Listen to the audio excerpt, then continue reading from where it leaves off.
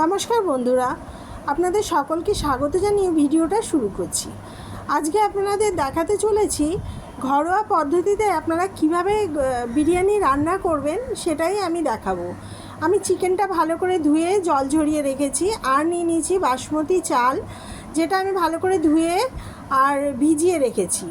আর বেরেস্তা করার জন্য এখানে দুখানা পেঁয়াজ নিয়ে নিয়েছি মাঝারি সাইজের, আর নিয়েছি একটা মাঝারি সাইজের পেঁয়াজ কুচিয়ে, যেটা আমি পেঁয়াজ রসুন আদা যেটা আমি বাটবো, আর একটু দেবো কাঁচা লঙ্কা, কারণ একটু ঝাল ঝাল হলে ভালো লাগে খেতে। আর এখানে আমি 5-6খানা আলু কেটে নিয়েছি, দু টুকরো করে নিয়েছি, কেটে নিয়েছি বলতে দু টুকরো করে নিয়েছি, যেটা আমি বিরিয়ানিতে ব্যবহার করব। আর এর মধ্যে দিয়ে দিলাম একটু food colour, yellow food colour দোকানে বললেই পাওয়া যাবে। ফুড কালার আমি দিয়ে দিলাম, দিয়ে এবারে দিয়ে দেবো সামান্য একটু জল দিচ্ছি, কারণ হচ্ছে ফুড কালারটা আলুতে তাহলে এক জায়গাতেই লেগে যাবে। এরপরে আমি আরও অনেক কিছু দিচ্ছি, যেমন দিচ্ছি আলুতে দুধ। আপনারা দেন না কি জানি না আমি, কিন্তু আমি এই দুধটা ব্যবহার করি কারণ আলুটা দারুণ স্বাদ হয়। এবারে আমি পরিমাণ মতন জল দিয়ে দিলাম আলুটা সেদ্ধ করার জন্য, আর দিয়ে দিলাম পরিমাণ মতো নুন। নুনের কি গুণ আপনারা জানেন, নুন ছাড়া কোনো রান্নাই হয় না, তাই দিয়ে দিলাম পরিমাণ মতো নুন দিয়ে আমি ভালো করে একটু হাত দিয়ে একটু নেড়ে চেড়ে আলুগুলোকে আমি সেদ্ধ বসিয়ে দিলাম। আলুগুলো সেদ্ধ হয়ে গেছে, আলুগুলো আমি নামিয়ে নিয়ে আমি ক্যাসারোলে জল দিয়ে দিলাম। এখানে ভাতটা করব বলে আমি জল দিয়ে দিলাম। জল দিয়ে আমি দিয়ে দিচ্ছি গোটা গরম মশলা, যেমন দারচিনি, লবঙ্গ, এলাচ, স্টার অ্যানিজ, জয়িত্রী, এগুলো আমি দিয়ে দিলাম। আর দিয়ে আমি এই জলটাতেই আমি ভাতটা করবো। ভাতটা যেরমভাবে আমরা ভাত করি, আমরা তো ভাত করতে সবাই জানি, কিন্তু এই জলটার মধ্যে আমি পরিমাণ মতো নুন দেবো। নুন ছাড়া ভাতটা আলনি লাগবে। আর বিরিয়ানি রান্নার সময় তো নুন দেওয়া যায় না, কারণ তাহলে ভাতে ঠিক মতো নুন ঢুকবে না, এক জায়গাতেই নুনটা থাকবে। তাই এই ভাতটা রান্না করার সময় আমি নুনটা দিয়ে দিচ্ছি। এবার জলটা ফোটার অপেক্ষা, জলটা ফুটে উঠলে আমি চালটা দিয়ে দেবো, দিয়ে ভাতটা রান্না করে ফেলবো। আর ভাতটা আধা সিদ্ধ করব, কারণ অর্ধেকটা সিদ্ধ না করলে বিরিয়ানিটা যখন আমি স্টিমে বসাবো তখন আবার গলে যেতে পারে ভাতগুলো, তাই আমি অর্ধেক সিদ্ধ করব। আমি জলটা ফোটার জন্য আমি রেখে দেবো। এখন আমি জলটা ঢাকা দিয়ে রেখে দেবো, পরিমাণ মতো নুন দিয়ে জলটা ঢাকা দিয়ে রেখে দেবো।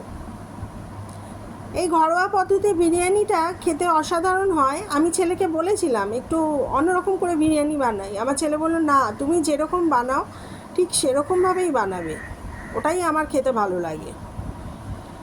তা দোকানে অন্য রকম করে বানাতে হবে না তোমার, তুমি যেরকম বানাও সবসময় সেরকমই বানাবে। এবার আমার ইচ্ছা করে একটু অন্য রকম করে বানালে মুখের একটু স্বাদ বদল হয়, কিন্তু না, ছোটো থেকেও যেহেতু এইভাবেই বিরিয়ানিটা খেয়ে এসেছে, তাই এইভাবেই বিরিয়ানিটা ওর পছন্দ। দোকানের বিরিয়ানির থেকেও এইভাবে দোকানের বিরিয়ানিও খায়, কিন্তু তাহলেও আমার বিরিয়ানিটা যেন ওর বেশি ভালো লাগে খেতে। শুধু আমার ছেলের নয়, আমার বাড়িতে সবাই আমার হাতে বিরিয়ানিটা খেতে খুবই ভালোবাসে। আগে তো অনেক বিরিয়ানি বানাতাম, কিন্তু এখন পেরে উঠি না, তাই এখন অল্প করে ঘরে খাওয়ার মতনই বানাই। কিন্তু হ্যাঁ, বাড়িতে যদি কেউ আসে তখন হয়তো একটু বেশি করে বানানো হবে, কারণ সব সময় তো বানানো সম্ভব না। এবার আমি জলটাকে ঢাকা দিয়ে রাখবো, ঢাকা দিয়ে ফোটার অপেক্ষা করব, তারপরেই আমি ভাতটা তৈরি করব। ভাতটা আপনারা যেরকম আমরা বাড়িতে ভাত খাই সেরকম না, একটু আধা সেদ্ধ করবেন। আর সেদ্ধ করে যেরকম ভাতের মার ঝরান সেরকমই ঝরিয়ে একটুখানি ভাতটাকে একটু নাড়িয়ে যাতে ভাতের মধ্যে গরম ভাবটা না থাকে, কারণ গরম ভাবটা থাকলে কী হবে, ভাতটা একটার সঙ্গে একটা লেগে যেতে পারে। তাই একটু হাঁড়িটা একটু নেড়ে চেড়ে একটু ভাতটা আলগা করে নেবেন। করে একটু ঢাকনাটা খুলে রাখবেন, বা চাইলে একটা গামলা টামলার মধ্যে ভাতটাকে ঢেলেও রাখতে পারেন, তাহলে ভাতটা ঠান্ডা হয়ে যাবে আর সেদ্ধ ব্যাপারটা হবে না। এবারে আমি বেরেস্তা করার জন্য গরম সর্ষের তেলের মধ্যে আমি পেঁয়াজ কুচানোটা দিয়ে দিলাম। এবার এটা ভাজা হতে থাক, কিছুক্ষণ ভাজার জন্য রেখে দেবো। রেখে আমি মাংসটা রেডি করে নিচ্ছি। চিকেনটাকে তো আমি জল ঝরিয়ে রেখেছিলাম, আর ওর মধ্যে আমি দিয়ে দিলাম পেঁয়াজ রসুন আদা আর কাঁচা লঙ্কা বাটা। এবারে এর মধ্যে দিচ্ছি, আমি ভালো করে মশলাটা ঢেলে, মিক্সির বাটিতে অনেকটা মশলাই লেগে থাকে, আমি কাচিয়ে টাচিয়ে দিলাম মশলাটা দিয়ে। এবারে এর মধ্যে দেবো টক দই। টক দইটা আলাদা করে ফ্যাটানোর কোনো দরকার নেই, এমনি প্যাকেট থেকে ঢেলে দেবেন তাহলেই হবে। আর আমি টক দইটা ঢেলে দিলাম। এবারে আমি দিচ্ছি কাশ্মীরি লঙ্কার গুঁড়ো। কাশ্মীরি লঙ্কার গুঁড়ো আপনারা চাইলে দিতেও পারেন, আবার নাও দিতে পারেন, এতে কোনো ব্যাপার নেই যে দিতেই হবে, আপনারা স্কিপও করতে পারেন। আর দিয়ে দিলাম সামান্য একটু হলুদ দিয়েছিলাম, এটাও নাও দিতে পারেন, আমি দিই না অন্য সময়, কিন্তু সেদিন দিয়েছিলাম। এবারে আমি মশলাগুলো দেওয়ার পর আমি ভালো করে মেখে নিচ্ছি, আর দিয়ে দিয়েছিলাম পরিমাণ মতো নুন। এটা বোধহয় মানে এডিটিং করার সময় স্কিপ হয়ে গেছে, তাই দেখাতে পারলাম না নুন দেওয়াটা। আর পরিমাণ মতো নুন দিয়ে ভালো করে মেখে টেকে নেবেন। আমি কিন্তু এটা একদম ঘরোয়া পদ্ধতিতে করার মতন বিরিয়ানি দেখাচ্ছি, আপনারা চাইলে অন্যরকমও করতে পারেন, সেটা কোনো ব্যাপার না। আমি বাড়িতে যেরকম করছি সেটাই আপনাদের সঙ্গে শেয়ার করছি। আর আমার ভিডিওটা ভালো লেগে থাকলে আপনারা লাইক শেয়ার করবেন এবং আমার চ্যানেলটাকে অবশ্যই সাবস্ক্রাইব করবেন। দেখুন, আমি যে পেঁয়াজটা দিয়েছিলাম, বেরেস্তাটা হয়ে গেছে। বেরেস্তাটা আমি মানে মুচমুচে যেহেতু হয়েছে, আমি গুঁড়ো করে নিয়েছি, হাত দিয়ে গুঁড়ো করে আমি চিকেনের মধ্যে একটু মাখিয়ে নিয়েছি। মাখিয়ে এবার পরে আবার যে পেঁয়াজটা দিয়েছিলাম, দেখুন বেরেস্তাটা এই রকম লাল করবেন, লাল করলে তবেই পেঁয়াজটা একদম মুচমুচে ব্যাপারটা আসবে, নয়তো এর থেকে কম করলে আবার মুচমুচে ব্যাপারটা আসবে না। আমি আগে ভাবতাম যে এটা পেঁয়াজ পুড়ে গেছে, তাই আগে এরকমভাবে বেরেস্তা ভাজতে পারতাম না, তা আমার অনেক বছর লেগে গেল শিখতে। এখন করি, এখন পারি। আসলে নিজে রান্না শিখলে যা হয় আর কি, আপনারা বুঝতেই পারছেন। আমার শাশুড়ি ছিল না, নিজে একাই সব রান্না শিখেছি, তাই আপনাদের সঙ্গে শেয়ার করি। যেটুকু জানি আপনাদের দেখানোর চেষ্টা করি, আর যেগুলো ভালো হয় সেগুলোই দেখাই, খারাপ কিছু আপনাদের দেখাই না, যেটা আপনাদের খেতে ভালো লাগবে না রান্না করার পর, এরকম কিছু আমি দেখাই না। সেই সব ভিডিওগুলো আমি ডিলিট করে দিই। যদি আমার ভালো লাগে খেতে, সেই রান্নাটাই আপনাদের সঙ্গে শেয়ার করি। এবার আলুটা সিদ্ধ করে নিয়েছিলাম, সেই আলুটাকে আমি তেলে দিয়ে হালকা করে ভেজে নিচ্ছি। এই আলুটাও খেতে কিন্তু ভীষণ ভালো লাগে, আমি তো বিরিয়ানির আলু খেতে ভীষণ ভালোবাসি। আর যেহেতু দুধ দিয়েছি, এর মধ্যে একটা আলাদাই টেস্ট হয়েছে, এত ভালো হয়েছে খেতে কি বলবো। আমি সবসময় দুধ দিয়ে রান্না করি, আলুটা সিদ্ধ করে তারপর তেলে ভেজে নিই। আপনারা চাইলে নাও ভাজতে পারেন আলু, সেটা কোনো ব্যাপার না, যেরকম আপনি খাটবেন সেরকম খেতে হবে। এটা তো সবসময় এই কথাটা আছে, খাটনিটা একটু বেশি হয়ে যায় জানি, তাও আমি এইভাবেই করি, কারণ এইভাবে আমার বাড়ির লোক খেতে ভালোবাসে তাই। এবার আমি আলুগুলো হালকা লাল করে ভেজে আমি তুলে নিচ্ছি। কড়াইয়ের মধ্যে ওই তেলের মধ্যেই কয়েকটা তেজপাতা দিয়ে দিয়েছি, দিয়ে এবার আমি চিকেনগুলোকে তেলের মধ্যে ছেড়ে দিচ্ছি। চিকেনগুলোতে তো মশলা মাখানোই ছিল, বেশ কিছুক্ষণ আমি আধ ঘন্টা 1 ঘন্টার মতন রেখেছিলাম মশলাটা মাখিয়ে। এবার আমি ভালো করে চিকেনটাকে নেড়েচেড়ে ঢাকা চাপা দিয়ে সেদ্ধ করে কষে নেব। আমি কিন্তু বেশি ঝোল রাখবো না, আমি একটু কষাই রাখবো।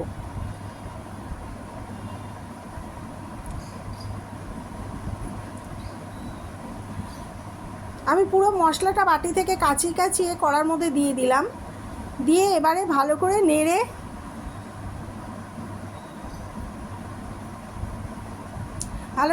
নেড়ে কষে নিচ্ছি। আর আপনাদের কাছে আমার অনুরোধ রইল, আপনারা আমাকে আমার ভিডিও দেখে সাবস্ক্রাইব করুন। সাবস্ক্রাইব না করলে আমি আরও অন্যরকম ভিডিও নিয়ে আসতে পারছি না। আপনারা যদি বেশি বেশি করে সাবস্ক্রাইব করেন তাহলে আমি আরও ভিডিও নতুন নতুন রান্না আপনাদের সঙ্গে শেয়ার করার উৎসাহ পাবো, নয়তো উৎসাহটা আমি হারিয়ে ফেলছি। আমি ঢাকা চাপা দিয়ে ভালো করে মাংসটাকে সিদ্ধ করে নিয়েছি। আর আমার ভিডিওগুলো পুরো দেখুন, আপনাদের আশা করব ভালো লাগবে। আজকে অন্যরকম কোনো কিছু করিনি, আগের দিন যেমনি অন্যরকম ভিডিও আপলোড করেছিলাম। আর প্রত্যেক বুধবার আমার ভিডিও আমি আপলোড করি ইউটিউবে। আর আপনারা চাইলে প্রত্যেক বুধবার আমার যে বন্ধুরা আছেন যারা সব সময় দেখেন তাদেরকে বলবো আপনারা বুধবার করে আমার ভিডিও দেখতে পারবেন, কারণ বুধবারে আমি ভিডিও আপলোড করি। আমার চিকেনটা পুরো তৈরি হয়ে গেছে, চিকেনটা সেদ্ধ হয়ে গেছে। চিকেন তো সেদ্ধ হতে বেশি সময় লাগে না। এবার আমি যে ক্যাসারোলের মধ্যে ভাতটা তৈরি করেছিলাম, আমি সেই ভাতটা একটা গামলাতে ঢেলে নিয়েছি। ঢেলে নিয়ে এবার চিকেনটা যে কষিয়ে নিয়েছি সেটাকে আমি ক্যাসারোলের মধ্যে দিয়ে দিলাম। ভালো করে মশলাগুলোকে কাচিয়ে কাচিয়ে দিয়ে দিচ্ছি। দিয়ে এবার চিকেনটাকে ভালো করে ছড়িয়ে দিলাম নিচে। ছড়িয়ে দিয়ে এবারে আমি কিছুটা ভাত এই চিকেনের ওপরে দিয়ে দিচ্ছি। দেখুন গামলাটা ভরে গেছে, তাই ধরতে অসুবিধা হচ্ছিল, ঢালতে অসুবিধা হচ্ছিল, পাছে যদি আবার পড়ে যায় ভাত। তাই আমার হাজব্যান্ড একটু গামলাটা ধরলো আর আমি ভাতটাকে ঢেলে দিলাম ক্যাসারোলের মধ্যে, চিকেনটার ওপরে ঢেলে দিলাম। আর ওই গোটা মশলাগুলো দিয়েছিলাম দেখুন, ওগুলো কিন্তু আমি ফেলিনি, ওগুলো ওর মধ্যেই ভাতের মধ্যেই রয়েছে। আমি একটা জিনিস ভুলে গেছি, আমি বিরিয়ানিতে একটু গরম মশলা গোলমরিচ খেতে খুব ভালোবাসি, যে গালে একটু গোলমরিচ পড়বে খুব ভালো লাগে খেতে। আমি গোলমরিচটা দিতেই ভুলে গেছিলাম।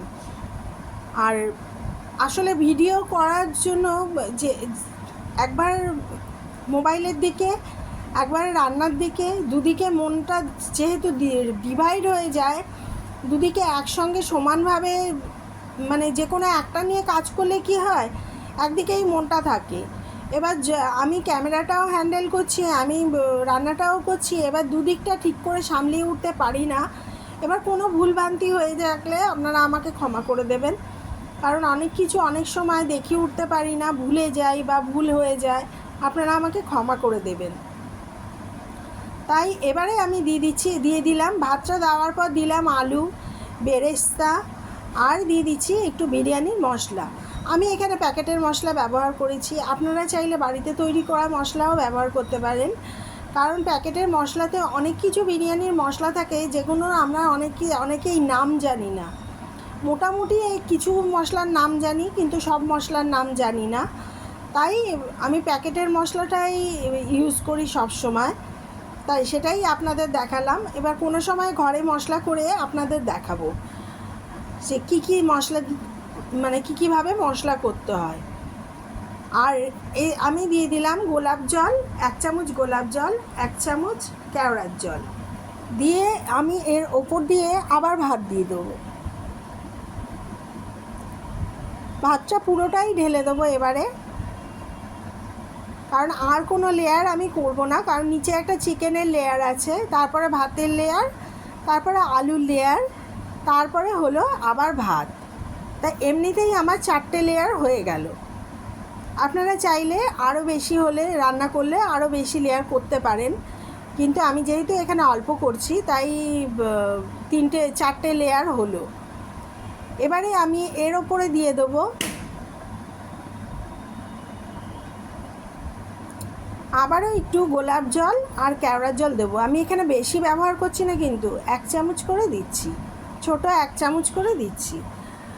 আবার যেহেতু হাতার মধ্যে করে দিচ্ছি, আপনারা ভাববেন না 1 হাতা করে দিচ্ছি, কারণ ওই 1 চামচ করে চায়ের যে চামচ 1 চামচ করে দিলেই হবে। 1 চামচ গোলাপ জল, 1 চামচ কেওড়ার জল দিলাম। এবারে দিচ্ছি ফুড কালার।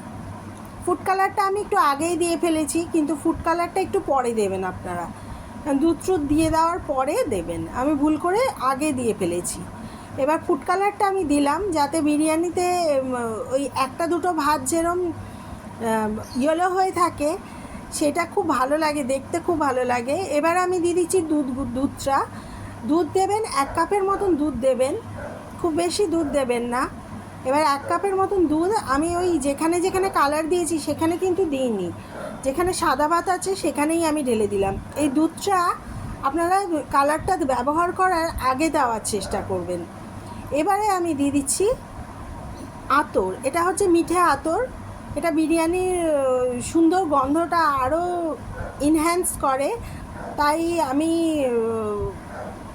আমি কেন, সবাই এই আতরটা ব্যবহার করে। এবারে দিয়ে দিলাম ঘি। এটা আমি গাওয়া ঘি ব্যবহার করেছি, আপনারা চাইলে এমনি ঘিও ব্যবহার করতে পারেন। আমি 2 চামচ ঘি, বড় বড় চামচে 2 চামচ ঘি দিয়ে দিলাম। ঘি দিয়ে এবারে আমি চামচটা কাছে একটু দিয়ে দেবো ভাতটা, দিয়ে আমি বিরিয়ানিটা ঢাকা দিয়ে, আমি কিন্তু ইন্ডাকশান ওভেনে 1 দাগেই দিয়েছিলাম। এবারে ঢাকা দিয়ে দিলাম, আর একটা তোয়ালের মধ্যে ঢাকনাটাকে মুড়িয়ে তারপরে ঢাকা দিয়েছি। আর আপনারা চাইলে আটা দিয়েও এটা ঢাকনাটা আটকাতে পারেন। আমি আটা দিয়ে আটকালাম না, আমি এমনি কাপড় দিয়ে তোয়ালে দিয়ে আটকিয়ে দিয়েছি। বিরিয়ানিটা 1 ঘন্টা না 45 মিনিটের মতন এই ইন্ডাকশানে বসানো ছিল। এবারে আমি রেডি হয়ে গেছে, 45 মিনিট হয়ে গেছে। এবারে আমি বিরিয়ানিটা রেডি হয়ে গেছে, ঢাকনাটা খুলে ভাতগুলো নিচ থেকে ওপর অবধি মশলাটা পুরো মাখানোর চেষ্টা করছি, যাতে বিরিয়ানিটা সমানভাবে মশলাটা মাখা হয়ে যায়। কারণ ওপরের ভাতগুলোতে সেরকম একটা মশলা নেই, যা বিরিয়ানি চিকেনের মশলাটা পুরো নিচেই জমে রয়েছে, তাই ওটাকে মিশিয়ে নিলাম। এবার আমার মেশানো হয়ে গেছে, আমি প্লেটে সার্ভ করে দিলাম। দেখুন কত সুন্দর লাগছে দেখতে। তাহলে আজকে অন্য দিন আবার অন্য